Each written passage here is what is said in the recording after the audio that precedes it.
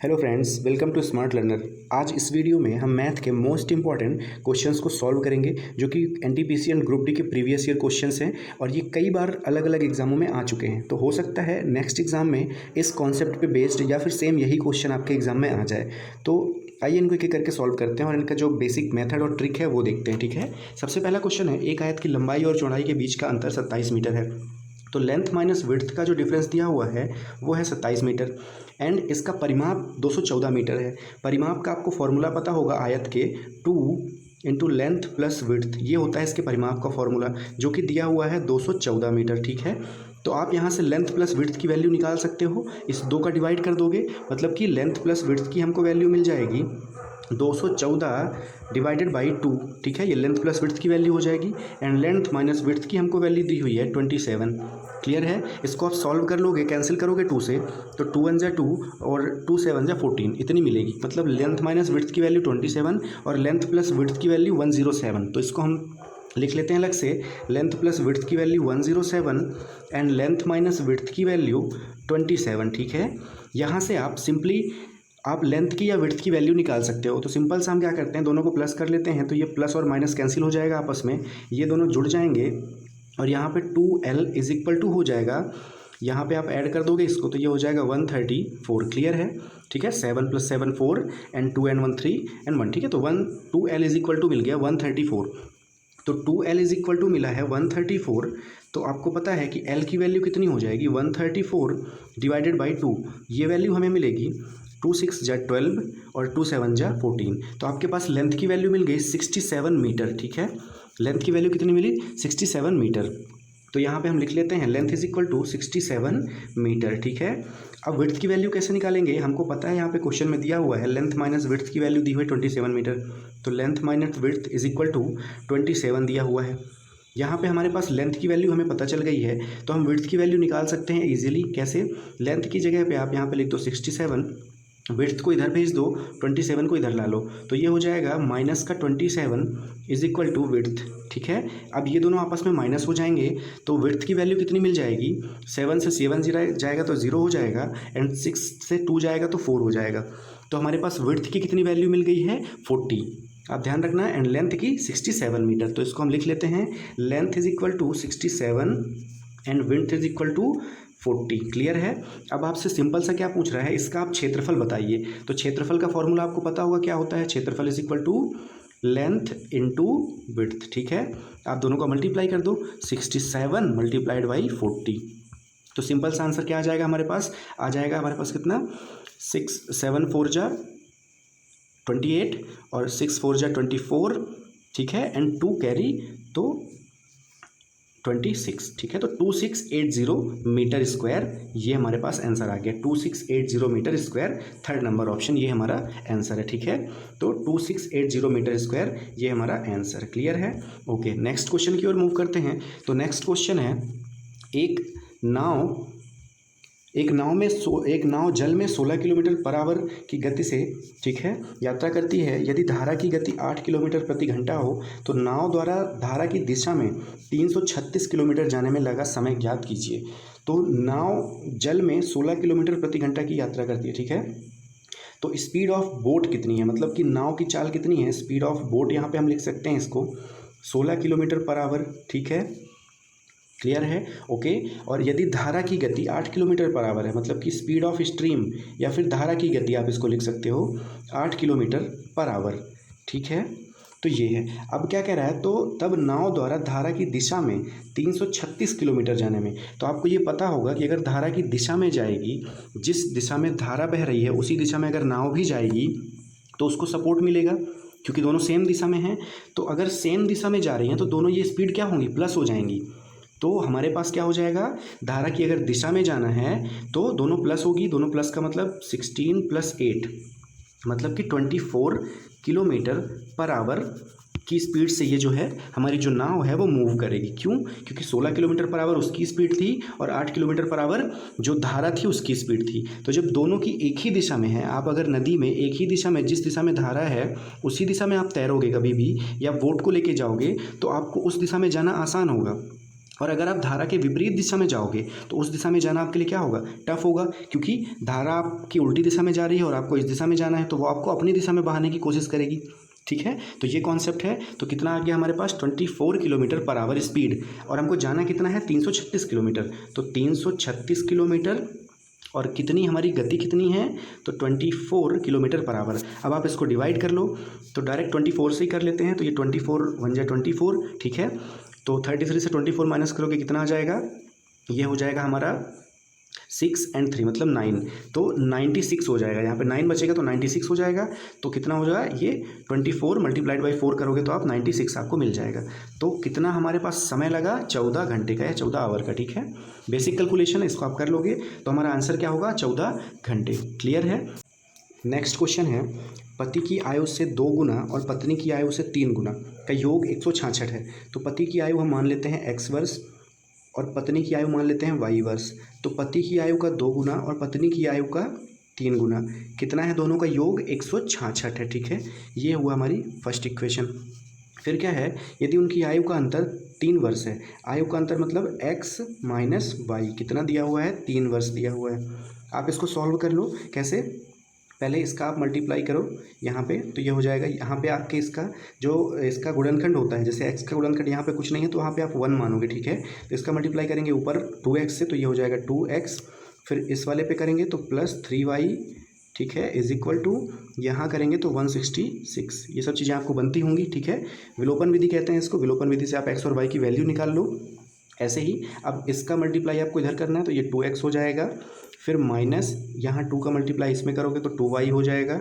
ठीक है, is equal to 2 का मल्टीप्लाई कहाँ पे, इस 3 के साथ करोगे तो 6 हो जाएगा। ठीक है, इतना आपके पास आ गया। फिर आप क्या करो, इसको सॉल्व करके आप x और y की वैल्यू निकाल लो। कैसे, यहाँ पे साइन चेंज कर दो, तो ये हो जाएगा हमारे पास, ये कैंसिल हो जाएगा। ठीक है, और ये हो जाएगा 5y इज इक्वल टू 166 में 6 माइनस होगा तो 160 बचेगा। ठीक है, तो क्या मिल रहा है हमारे पास, 3 और 2 5y बराबर 160। तो ये हो जाएगा 5y बराबर 160। ठीक है, तो y की वैल्यू आपको सिंपली यहाँ से मिल जाएगी 160 डिवाइडेड बाई 5। ठीक है, तो ये हो जाएगा 5 तिहाई 15। ठीक है, और कितना बचेगा, 1 तो 5 दूनी 10। तो आपको y की कितनी मिल गई है, 32 साल। मतलब जो पत्नी की आयु है वो 32 साल है। ठीक है, अब आपको क्या करना है, कुछ नहीं, बस आपको पता है कि x और माइनस y का डिफरेंस आपको दिया हुआ है कितना, 3 वर्ष। पत्नी की हमारे पास उम्र है 32 साल, तो यहाँ से हम x की वैल्यू निकाल लेंगे। x minus 32 is equal to 3। ये 32 उठा के आप इधर रख दो, तो 3 के साथ प्लस हो जाएगा, तो 32 प्लस 3, तो ये हो जाएगा 35। तो x मतलब कि पति की आयु कितनी है, पति की आयु है 35 एंड पत्नी की आयु कितनी है, y की कितनी मिली थी हमको, 32। इन दोनों का आपसे क्या पूछ रहा है, समयोग पूछ रहा है दोनों का आपसे। तो ऐड कर दो, 5 2 7 3 3 6, 67 ईयर दोनों का योग होगा। ठीक है, तो ये हमारा आंसर है ऑप्शन नंबर सी। ठीक है, क्लियर है, ओके। नेक्स्ट क्वेश्चन है, रामा और उसके पिता की वर्तमान आयु का अनुपात 2:7 है। ठीक है, 2:7 है, और 6 वर्ष बाद उनकी आयु का योग 57 वर्ष है।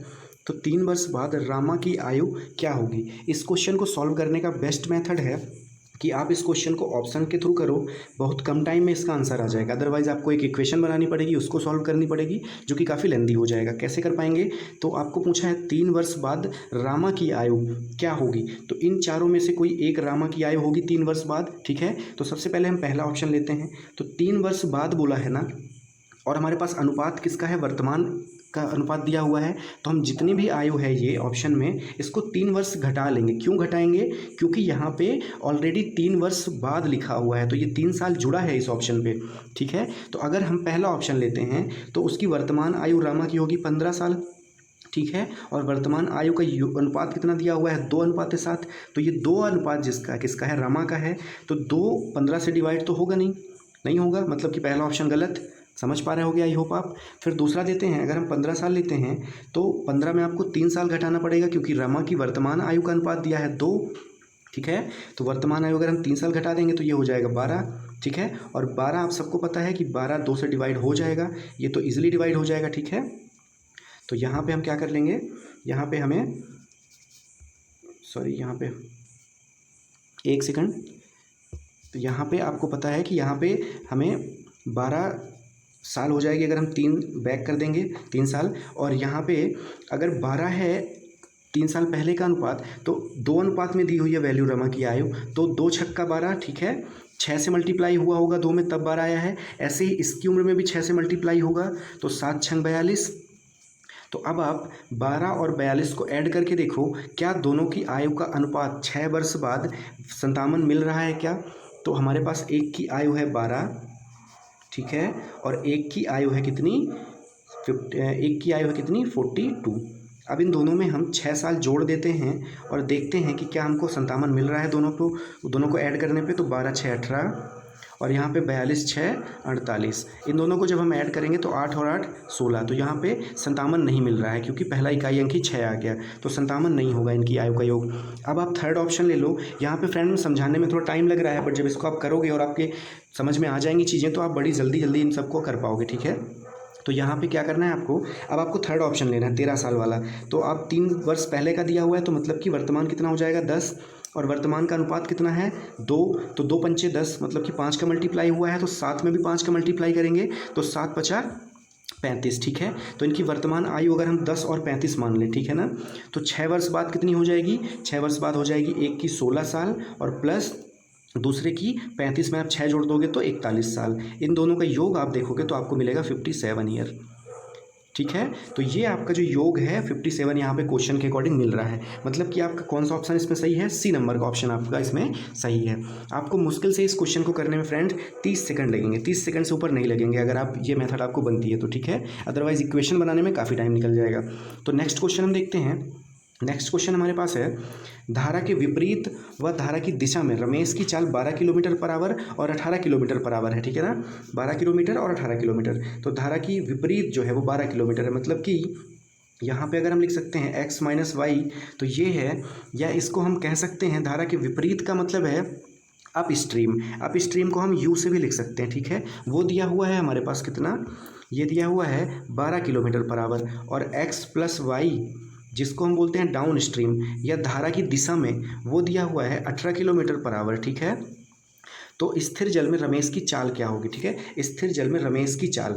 तो जब भी आपसे रमेश की चाल या किसी व्यक्ति की चाल या नाव की चाल ऐसा पूछे तो आपको क्या करना है, इन दोनों को ऐड कर देना है। धारा की दिशा में और धारा की विपरीत दिशा में जो स्पीड दी हुई है उन दोनों को ऐड करके 2 से डिवाइड कर देना है। मतलब कि यहाँ पे हम कर देंगे 12 + 18 और बटे 2, तो ये कितना हो जाएगा, ये 30/2।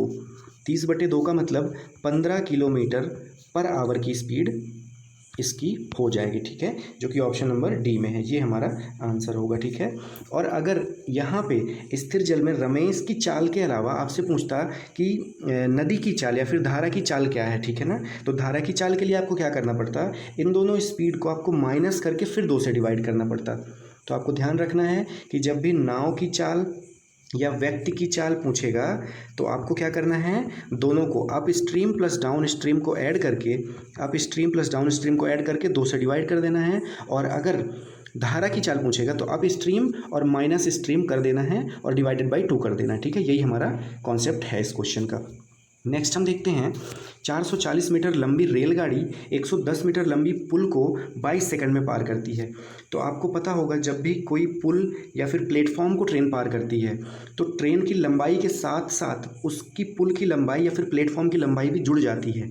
जैसे कि 440 और प्लस 110, ये टोटल जो लंबाई होगी यही हमारा क्या होगा, दूरी होगी, ठीक है। अगर इसी पुल की जगह कोई खंभा होता तो उसकी लंबाई हम कंसीडर नहीं करते हैं, उसको नेग्लिजिबल मान लिया जाता है, ठीक है। लेकिन अगर कोई पुल और प्लेटफॉर्म है तो उसकी लंबाई को भी हम इंक्लूड करते हैं, ठीक है। और ये कितने सेकंड में पार कर रही है, 22 सेकंड में पार कर रही है। बस आप इसको सॉल्व कर दो और यहाँ पे किलोमीटर पर आवर में आपका जो आंसर है वो है। तो बाद में कैसे चेंज करेंगे वो मैं आपको बताता हूँ। तो आप इन दोनों को ऐड करोगे तो कितना हो जाएगा, 0 और ये 415 और ये 415, ठीक है। इतने डिवाइडेड बाई 22, तो इसको अपन लिख लेते हैं 550 डिवाइडेड बाई 22, ठीक है। तो यहाँ पे आप 11 से काट सकते हो, 11 2 जा 11 5 जा 50/2, 50/2 का मतलब क्या हो जाएगा 25, ठीक है। 25 मीटर पर सेकंड में, क्योंकि हमारे पास मीटर और सेकंड के अकॉर्डिंग हमने भी आंसर निकाला है, लेकिन इसको हमको किलोमीटर पर आवर में चेंज करना है। कैसे चेंज करेंगे, तो मीटर पर सेकंड से किलोमीटर पर आवर में चेंज करने के लिए हमको 18/5 का मल्टीप्लाई करना पड़ता है। ये रूल आपको पता होगा। तो हम यहाँ पे कर देंगे 5 5 जा 25 और 18 5 जा कितना हो जाएगा, 18 5 जा 90। तो ये हमारा आंसर आ जाएगा 90। ऑप्शन नंबर बी हमारा आंसर है। ठीक है, तो यहाँ पे हमने क्या समझा कि अगर मीटर पर सेकंड में दी हुई है कोई भी वैल्यू और उसको चेंज करना है किलोमीटर पर आवर में, तो 18/5 का मल्टीप्लाई करेंगे। अगर उल्टा हो जाए, सेम केस ऐसा हो जाए कि किलोमीटर पर आवर में दी हुई है वैल्यू और इसको हमको चेंज करना है मीटर पर सेकंड में, तो 5/18 का मल्टीप्लाई करेंगे। ठीक है, अगर बड़ी यूनिट से, ये बड़ी यूनिट है किलोमीटर पर आवर, इसको चेंज करना है छोटी यूनिट में मीटर पर सेकंड में, तो 5/18 का गुणा करना पड़ेगा। ठीक है, यहाँ पे आप ऐसा समझ सकते हो कि 5 छोटा है तो छोटी यूनिट में चेंज होगा, और अगर मीटर पर सेकंड से किलोमीटर पर आवर में चेंज करना है तो 18/5 का मल्टीप्लाई करना पड़ेगा। ठीक है, आई होप आपको क्लियर होगा। नेक्स्ट क्वेश्चन देखते हैं। एक धनराशि प्राप्त साधारण ब्याज 5% वार्षिक दर से 24, यहाँ पे मंथ होना चाहिए, 24 महीनों में, यहाँ पे आपको महीनों लिखना। ठीक है, 24 महीनों में उस धनराशि का से 960 रुपये अधिक है, तो धनराशि क्या है। ठीक है, तो आपको इसमें सिंपल सा कुछ नहीं करना है, आपको यहाँ पे ये देखना है कि 5 और 24 मंथ, 24 मंथ को आप क्या लिख सकते हो, 2 साल। तो हमारे पास कोई मूलधन है और 5% साधारण ब्याज से 2 वर्ष में कितना हो जाएगा, और हमको ब्याज दी हुई है कितनी, 960 रुपये। तो यहाँ पे 960 हम लिख लेंगे। ठीक है ना, तो जब आप इसको सॉल्व कर दोगे तो ये 5 दूनी 10 और ये 1 0 कट जाएगा और ये यहाँ जाके मल्टीप्लाई हो जाएगा, तो कितना आ जाएगा, 9600। 9600 ऑप्शन नंबर फर्स्ट हमारा आंसर है। ठीक है, क्लियर है। तो ये सिंपल सा क्वेश्चन है, आई होप आपको ये बनता होगा। ये जैसे कि साधारण ब्याज का फॉर्मूला भी होता है P इंटू, यहाँ पे हो जाता है rate of interest into time. ठीक है, डिवाइडेड बाई 100, ये होता है इंटरेस्ट का फॉर्मूला, साधारण ब्याज का फॉर्मूला। ठीक है, बेसिक सा क्वेश्चन था, आपसे बन गया होगा, कोई दिक्कत नहीं है। नेक्स्ट क्वेश्चन है, रस और दूध 3:14 के अनुपात में है, अतिरिक्त रस डाला जाता है जिससे अनुपात 9:14 हो जाता है। प्रारंभिक मिश्रण में 51 लीटर था, यदि प्रारंभिक जो मिश्रण है वो 51 लीटर था तो बाद में इसकी मात्रा क्या होगी। तो प्रारंभिक मिश्रण 51 लीटर है और 3:14 के अनुपात में दिया हुआ है, तो आपको पता है दोनों को आप ऐड कर लो तो आपके पास मिलेगा 17 टोटल, और इसकी वैल्यू कितनी दी हुई है, 54। तो एक अनुपात की वैल्यू कितनी मिल जाएगी, 17,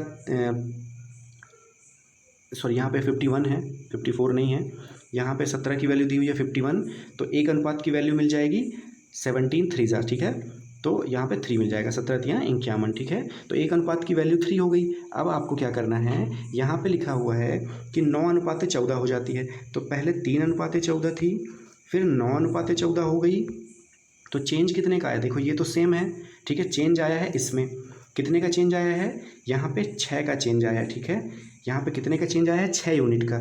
1 यूनिट की वैल्यू अभी आपने निकाली है कितनी, 3, तो 6 यूनिट की वैल्यू कितनी हो जाएगी, 6 × 3 मतलब कि 18। तो 18 लीटर जो है मिश्रण वो यहाँ पे ऐड किया गया था, ये हमारा आंसर होगा। लेकिन यहाँ पे ऑप्शन में 18 लीटर कहीं भी नहीं दिख रहा है, तो आप इसमें इनमें से कोई नहीं आंसर टिक कर सकते हो। क्लियर है, ओके। नेक्स्ट क्वेश्चन हम देखते हैं।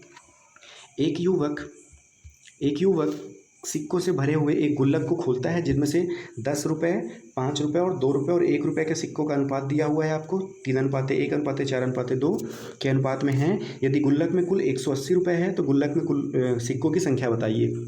तो इसमें सिंपल सा कुछ नहीं करना है, आपको मान लेना है कि 10 रुपये के कुछ सिक्के थे, वो सिक्के कितने थे नहीं पता, तो हम x मान लेते हैं। तो 10 रुपये के x सिक्के थे, प्लस 5 रुपये के भी x सिक्के थे, प्लस 2 रुपये के भी x सिक्के थे, प्लस 1 रुपये के भी x सिक्के थे। इन सब का टोटल योग कितना है, 180 के बराबर। ठीक है, ये आपको लिख लेना है यहाँ पे। इन सबको आप ऐड कर लो तो आपको मिलेगा कितना, आपको मिलेगा 18x। ठीक है, या 18x मिलेगा आपको, बराबर किसके है ये, 180 के। यहाँ तक आपको आई होप आप समझ में आ गया होगा आपको। तो यहाँ से आप x की वैल्यू निकाल लोगे, कितनी मिल जाएगी आपको x की वैल्यू, यहाँ से आपको 10 मिल जाएगी x की वैल्यू। ठीक है, तो मतलब ये है कि अभी हमने देखा था सबके सिक्के में क्या लिखा था, 10x, फिर 5x, फिर 2x और एक के साथ था 1x। तो यहाँ पे देखो सभी में x है और x की वैल्यू मिली है 10, तो यहाँ भी 10 के 10 सिक्के होंगे, यहाँ भी 5 के 10 सिक्के होंगे, यहाँ पे भी 2 के 10 सिक्के होंगे और यहाँ 1 के भी 10 सिक्के होंगे। तो टोटल कितनी हो गई सिक्कों की संख्या, ये हो गई 40। 10 10 10 और 10, तो सिक्कों की संख्या हमारे पास कितनी हो गई? 40 हो गई हमारे पास सिक्कों की संख्या। क्लियर है? तो आपको फिलहाल इस चीज़ का कोई भी यूज़ नहीं किया आपने, फिर भी आपका आंसर आ गया। ठीक है, क्लियर है? ओके, नेक्स्ट क्वेश्चन हम देखते हैं। प्रवाह की ओर नाव की गति और प्रवाह के विपरीत नाव की गति, मतलब कि प्रवाह की ओर मतलब कि डाउन स्ट्रीम दिया हुआ है आपको धारा की दिशा में 28 किलोमीटर पर आवर, और अप स्ट्रीम मतलब कि धारा के विपरीत दिशा में दिया हुआ है 16 किलोमीटर पर आवर। ठीक है, गति है। तो क्या कह रहा है? प्रवाह की गति। यहाँ पे देखिए प्रवाह की गति पूछा है। ठीक है, प्रवाह मतलब धारा की गति, धारा की गति या फिर नदी की गति। तो मैंने आपको कहा था जब भी धारा की गति पूछेगा तो आपको इन दोनों को माइनस करके डिवाइडेड बाई 2 कर देना है। तो आप इसको माइनस कर लीजिए, 8 में 6 गया 2, 2 में 1 गया 1, तो 12 आ गया, 12 डिवाइडेड बाई 2, तो ये हो जाएगा हमारा आंसर 6 किलोमीटर पर आवर। ठीक है, तो ये हमारा option number A 6 kilometre per hour ये सही आंसर है। ठीक है, ओके, नेक्स्ट हम देखते हैं। एक बस 12 किलोमीटर प्रति आवर की गति से कुछ दूरी तय करती है और 8 किलोमीटर पर आवर की गति से वापस आती है। यदि बस द्वारा लगा कुल समय 20 घंटे है तो दूरी क्या है? तो इसका सिंपल सा तरीका मैं आपको बताता हूँ। यहाँ पे कुछ दूरी थी, उसको चला गया है 12 किलोमीटर पर आवर की गति से, फिर उसी दूरी को, ठीक है, एक बस 12 किलोमीटर पर आवर की गति से कुछ दूरी तय करती है और 8 किलोमीटर पर आवर की गति से वापस आती है। तो जब कुछ दूरी वो 12 किलोमीटर पर आवर की गति से जाएगी तो सेम दूरी वापस भी आएगी, क्योंकि डिस्टेंस तो दोनों की सेम होगी आने और जाने में। ठीक है, क्योंकि एक ही तरीके से वो वापस और जा रहा है और वापस आ रहा है, और यहाँ पे ये 8 किलोमीटर पर आवर की गति से जा रहा है। कुल कितना समय लग रहा है? 20 घंटे का समय लग रहा है। अब आपको सिर्फ इतनी इक्वेशन बनानी है और इसका आपको एलसीएम वगैरह लेके सॉल्व नहीं करना है। आप उससे भी कर सकते हो, लेकिन सबसे बेस्ट तरीका मैं आपको इसका बताऊं, आप यहाँ से ऑप्शन उठा के देख लो। जैसे अगर हम 96 लेते हैं तो यहाँ पे अगर 96 हम रखेंगे तो 12 8 96, यहाँ पे 8 मिलेगा, प्लस यहाँ पे 8 12 96। ठीक है, 12 8 96, तो यहाँ 12 आ जाएगा। इन दोनों को प्लस करने में देखो 20 मिल रहा है, जो कि हमारे इधर 20 के इक्वल है। तो यही हमारा सही ऑप्शन है 96। या तो आप इसको ऐसा कर सकते हो, अगर आपको ऐसा नहीं करना है, आप अगर पूरा सॉल्व करना चाहते हो तो आप इन दोनों का एलसीएम ले लो आप। ठीक है, 12 और 8 का आप एलसीएम ले लो और आप उससे कर सकते हो। ठीक है, कैसे? 12 और 8 का एलसीएम आप लोगे तो यहाँ पे कितना हो जाएगा? 24 हो जाएगा एलसीएम। तो 12 दूनी 24, तो ये 2D प्लस 8 3 24, तो ये 3D। ठीक है, और इधर रहेगा आपका 20। ठीक है, तो ये दोनों जुड़ जाएंगे तो ये हो जाएगा 5D। ठीक है, 5D इज इक्वल टू 20, और इधर जो डिवाइडेड बाई 24 था वो इधर आ जाएगा। फिर D की वैल्यू निकालिए तो 5 को आप इधर भेज दो, तो D इज इक्वल टू हो जाएगा 20 इंटू 24 डिवाइडेड बाई 5, तो 5 4 जा, और 24 से आप 4 का मल्टीप्लाई करोगे तो 96 आपको मिल जाएगा। ठीक है, नेक्स्ट क्वेश्चन है, 10 संख्याओं का औसत 30 है, बाद में अवलोकन किया गया तो 17 और 24 को 71 और 42 लिख दिया गया। तो यहाँ पे आप देख रहे हो जस्ट अपोजिट है, 17 को 71 लिख दिया गया और 24 को 42 लिख दिया गया। ठीक है, तो गलती से 17 और 24 की जगह 71 और 42 लिख दिया गया। मतलब कि क्या किया गया? ज़्यादा लिख दिया गया। कितना ज़्यादा लिखा गया? तो आप क्या करोगे? 17 और 71 को माइनस करो, या तो ये एक तरीका है, आपको माइनस नहीं करना है। आपको मैं एक इसका तरीका बता रहा हूँ, जब भी सेम नंबर हों और उनके नंबर्स जस्ट पलट गए हों तो हमेशा इन दोनों का जितना नंबर का डिफरेंस होगा, जैसे कि नंबर का डिफरेंस कितना है? 7 और 1 का डिफरेंस कितना है? 6, आप मल्टीप्लाई करा दो 9 से, वही दोनों संख्याओं का डिफरेंस होगा। तो 9 छक्का 54, मतलब इन दोनों संख्याओं के बीच में 17 और 71 के बीच में 54 का डिफरेंस है, आप निकाल के देख सकते हो। ऐसे ही 24 और 42 के बीच में देखो 2 का अंतर है, तो 9 दूनी 18। ठीक है, तो इन दोनों के बीच में 18 का डिफरेंस है। आप ये मैंने आपको एक तरीका जल्दी करने का बता दिया। तो इतना नंबर जो है वो ज़्यादा लिखा गया है। ठीक है ना, आप इन दोनों को ऐड कर लो तो 8 4 12, 5 1 6 1 7, तो 72 जो है वो ज़्यादा लिख दिया गया है गलती से। तो 10 संख्याओं का औसत 30 है, बाद में 72 हम कम करेंगे। जब 72 हम कितनी संख्याओं में कम करेंगे? 10 संख्याओं में कम करेंगे। तो अगर हम 72 को 10 से डिवाइड करेंगे तो 7.2 मिलेगा। ठीक है, 7.2 मिलेगा हमको, तो 7.2 हमारा कम हो जाएगा, बस सीधी सी बात है। तो पहले 30 था, 7.2 आप कम कर दोगे तो कितना मिल जाएगा आपको? 22.8। ठीक है, तो ये हमारा नया औसत कितना हो जाएगा? 22.8। क्लियर है? ओके, नेक्स्ट क्वेश्चन हम देखते हैं। स्थिर पानी में नाव की गति 38 किलोमीटर पर घंटा है और वह धारा के प्रतिकूल 56 किलोमीटर की दूरी 2 घंटे में तय करती है। तो स्थिर पानी में नाव की गति मतलब स्पीड ऑफ बोट कितनी है? 38 किलोमीटर पर आवर, ठीक है। और प्रतिकूल कितना है, वह धारा के प्रतिकूल, मतलब कि प्रतिकूल मतलब डाउन स्ट्रीम, मतलब कि ये हो जाएगा हमारा डाउन स्ट्रीम कितना है, डाउन स्ट्रीम है हमारे पास 56 किलोमीटर 2 घंटे में जा रही है, मतलब कि 28 किलोमीटर पर आवर की स्पीड होगी। 56 से आप 2 का डिवाइड कर लो तो आपको मिलेगा 28 किलोमीटर पर आवर, ठीक है। तो स्थिर पानी में नाव की गति इतनी है और धारा के प्रतिकूल इतनी है। आपसे क्या पूछ रहा है, धारा की गति पूछ रहा है। तो आपको पूछ रहा है कि धारा की गति क्या होगी। आपको ये फॉर्मूला पता है कि स्पीड ऑफ बोट मतलब कि नाव की गति प्लस स्पीड ऑफ स्ट्रीम मतलब कि धारा की गति, दोनों जब प्लस होती हैं तो यहाँ पे डाउनवर्ड स्ट्रीम आती है, ठीक है। मतलब कि धारा की दिशा में, तभी तो दोनों प्लस होंगी जब धारा की दिशा में आप जाओगे, या फिर प्रतिकूल आप बोल सकते हो, ठीक है। तो आपको इसकी वैल्यू पता है स्पीड ऑफ बोट की 38, इसकी वैल्यू आपको निकालनी है धारा की स्पीड ऑफ स्ट्रीम, और ये आपको पता है डाउन स्ट्रीम कितना 28। भाई 56 किलोमीटर जा रही है 2 घंटे में, तो 1 घंटे में कितनी जाएगी 28 किलोमीटर। बस आपको इसकी वैल्यू चाहिए, इसकी वैल्यू के लिए क्या करोगे आप, इसको उधर भेज दो तो कितना हो जाएगा 28 में 38 में 28 जाएगा तो कितना आएगा 10।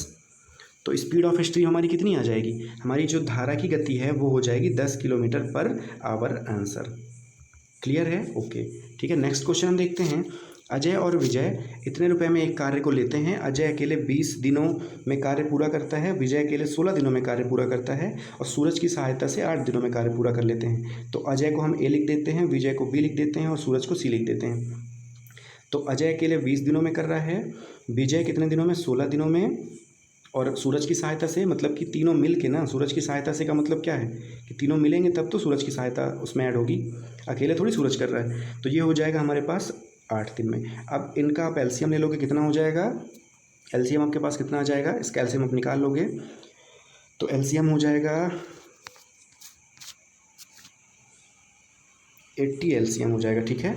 तो यहाँ पे हो जाएगा पहला, जब आप इसको डिवाइड करोगे तो 4 आएगा, पर डे 4 यूनिट कर रहा है ए काम, फिर 16 पंचे 80 तो ये 5 यूनिट कर रहा है बी काम, और 8 दहम 80 तो ये तीनों मिल के कर रहे हैं कितना 10 यूनिट काम, ठीक है, तीनों मिल के। तो 4 यूनिट अकेले ए कर रहा है, 5 यूनिट अकेले बी कर रहा है और तीनों मिल के 10 कर रहे हैं, तो 5 4 9 तो इन दोनों के हो गए। सी अकेला एक दिन में 1 यूनिट काम कर रहा है, ये हमको पता चल गया, ठीक है। ए अकेले कर रहा था कितना 4 यूनिट, बी अकेले कर रहा था 5 यूनिट और सी अकेले काम कर रहा है 1 यूनिट पर डे के हिसाब से। अब आपसे क्या पूछा है, तो सूरज का हिस्सा ज्ञात कीजिए। तो जितना ये काम कर रहे हैं उसी के हिसाब से इनको हिस्सा भी मिलेगा, ठीक है। तो इनका हिस्सा कितना हो जाएगा, इनका हिस्सा हो जाएगा 13 7 4 5 और 8। तो यहाँ पे तो पॉइंट पहले से लगा था, 1 नंबर और पॉइंट आगे आ जाएगा क्योंकि हम इसको 10 से डिवाइड करेंगे, और जब 10 से डिवाइड करेंगे तो पॉइंट हमारा खिसक के यहाँ पे आ जाएगा, ठीक है। तो ये हमारा पॉइंट कहाँ पे हो जाएगा, यहाँ पे लग जाएगा पॉइंट, मतलब 5 के आगे यहाँ पे पॉइंट लग जाएगा, ठीक है। और इतने में ये हो जाएगा हमारा मल्टीप्लाई, सी का कितना हिस्सा था 1 यूनिट, इससे मल्टीप्लाई कर देंगे तो हमारा ये आंसर हो जाएगा, ठीक है, ऑप्शन नंबर ए। क्लियर है, ओके। नेक्स्ट हम देखते हैं 5 वर्षों के लिए 9% प्रति वर्ष साधारण ब्याज पर निवेश किए गए x रुपये पर उतना ही ब्याज प्राप्त होता है जितना 8 वर्षों के लिए इतने प्रतिशत साधारण ब्याज पर निवेश किए गए y रुपये पर, ठीक है। तो x और y का आपसे अनुपात पूछा है, मतलब दोनों का आपका मूलधन का अनुपात पूछा है। सपोज आपने x रुपये इन्वेस्ट किए हैं, ठीक है, x रुपये आपने इन्वेस्ट किया कितने प्रतिशत के हिसाब से, 9% के हिसाब से, कितने वर्ष के लिए 5 वर्षों के लिए, ठीक है, डिवाइडेड बाई 100। यही तो फॉर्मूला होता है, मूलधन गुणे दर और यहाँ पे समय और बटे में 100 या फिर 100, ठीक है। और ये ऐसे सेम y के लिए भी होगा, y क्योंकि दोनों का क्या है, दोनों पर उतना ही ब्याज प्राप्त होता है, मतलब दोनों बराबर हैं एक दूसरे के साथ। तो इसका ब्याज कितना है 6.25 इंटू में क्या हो जाएगा 8 वर्षों के लिए और बटे में 100। ये 100 से 100 कैंसिल हो जाएगा, ठीक है। आपको x और y का अनुपात निकालना है तो आप x बटे y लिख सकते हो, ठीक है, x बटे y। तो आपको क्या करना पड़ेगा x बटे y, और यहाँ पे क्या था y वाले के साथ क्या मल्टीप्लाई में था 6.25 और इंटू में क्या था, इंटू में 8 साल था, और x वाले के साथ क्या था 9 मल्टीप्लाइड बाई 5, ठीक है। तो आप इसको सॉल्व कर लो तो आपको मिल जाएगा रेशियो किसका, x और y का, ठीक है। क्लियर है, तो इसको सॉल्व करके देखते हैं। इसको आप 6.25 से इसको आप 625 बना लो और यहाँ पे 2 0 बढ़ा दो, ठीक है, 2 ज़ीरो आप बढ़ा दोगे तो ये हो जाएगा 5 से आप जब डिवाइड करोगे तो ये हो जाएगा हमारा 25 दूना 50, ये हो जाएगा 20 और ये हो जाएगा 25 हम 625, ये 25 हो जाएगा। ठीक है, इतना हो जाएगा। क्लियर है? उसके बाद 2 4 जा 8। ठीक है, यहाँ पे हो जाएगा 25 चौको 100, 25 चौको 100 डिवाइडेड बाई यहाँ पे हो जाएगा 10 इंटू 9, तो ये हो जाएगा 90। तो ये 0 0 कट गया तो 10:9, 10:9 हमारा आंसर आ गया। ठीक है, क्लियर है? ओके, तो फ्रेंड्स आज के लिए इतने ही क्वेश्चन। अगर ये वीडियो आपको अच्छा लगा हो और थोड़ा सा भी यूज़फुल लगा हो तो प्लीज़ चैनल को सब्सक्राइब करें। Thank you so much.